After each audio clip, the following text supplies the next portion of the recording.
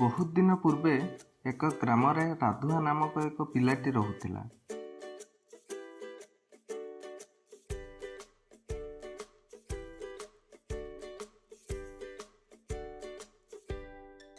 ସେ ପାହାଡ଼କୁ ଯାଏ ଗାଁ ଲୋକମାନଙ୍କର ମେଣ୍ଢା ଚରାଇବା ପାଇଁ। ରାଧୁଆ ମେଣ୍ଢାମାନଙ୍କୁ ଦେଖି ଦେଖି ବହୁତ ବିରକ୍ତ ହେଉଥିଲା। ସେ ଗାଁ ଲୋକମାନଙ୍କ ସହିତ କିଛି ଥଟ୍ଟା ମଜା କରିବା ପାଇଁ ଭାବିଲା ଏବଂ ଜୋର ଜୋରରେ ଚିଲେଇବାକୁ ଲାଗିଲା, ବିଲୁଆ ବିଲୁଆ, ମେଣ୍ଢାମାନଙ୍କୁ ଗୋଟେ ବିଲୁଆ ଗୋଡ଼ାଉଛି, ଜଲ୍ଦି ଆସ। ବିଲୁଆ ବିଲୁଆ, ମେଣ୍ଢାମାନଙ୍କୁ ଗୋଟେ ବିଲୁଆ ଗୋଡ଼ାଉଛି, ଜଲ୍ଦି ଆସ। ଗାଁ ଲୋକମାନେ ଏହା ଶୁଣି ଦୌଡ଼ି ଆସିଲେ ରାଧୁଆକୁ ସାହାଯ୍ୟ କରିବା ପାଇଁ। କିନ୍ତୁ ସେମାନେ ଆସି ଦେଖନ୍ତି ବିଲୁଆ ନାହିଁ ଏବଂ ରାଧୁଆ ସେମାନଙ୍କୁ ଦେଖି ହସୁଛି।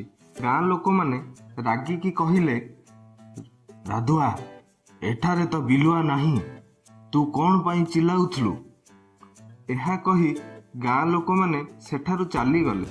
ଆଉ କିଛି ସମୟ ପରେ ରାଧୁଆ ପୂର୍ବ ପରି ମିଛରେ ବିଲୁଆ ବିଲୁଆ ବୋଲି ରଡ଼ି ଛାଡ଼ିଲା। ପୂର୍ବ ପରି ଗାଁ ଲୋକେ ରାଗିଯାଇ ଦ୍ୱିତୀୟ ଥର ରାଧୁଆକୁ ସତର୍କ କରାଇ ସେଠାରୁ ଚାଲିଗଲେ। କିଛି ସମୟ ପରେ ସତରେ ଏକ ବିଲୁଆ ସେଠାକୁ ଆସିଲା।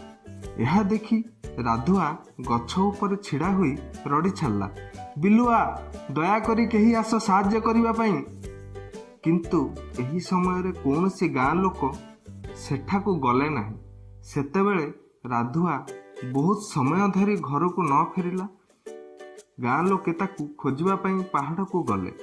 ସେମାନେ ଦେଖିଲେ ରାଧୁଆ ଏକ ବଡ଼ ପଥର ପାଖରେ ବସି କାନ୍ଦୁଛି। ରାଧୁଆ ସେମାନଙ୍କୁ ଦେଖି ରାଗରେ କହିଲା, ମୁଁ ଯେତେବେଳେ ବିଲୁଆ ଆସିଛି ବୋଲି କହିଲି, ତମେ କ'ଣ ପାଇଁ ଆସିଲନି? ମୁଁ ମେଣ୍ଢାମାନଙ୍କୁ ପାଉନି। ଜଣେ ବୃଦ୍ଧ ବ୍ୟକ୍ତି ତା ପାଖକୁ ଯାଇ କହିଲା, ଜଣେ ମିଛୁଆ ବ୍ୟକ୍ତିକୁ କେହି ବି ବିଶ୍ୱାସ କରିବେନି।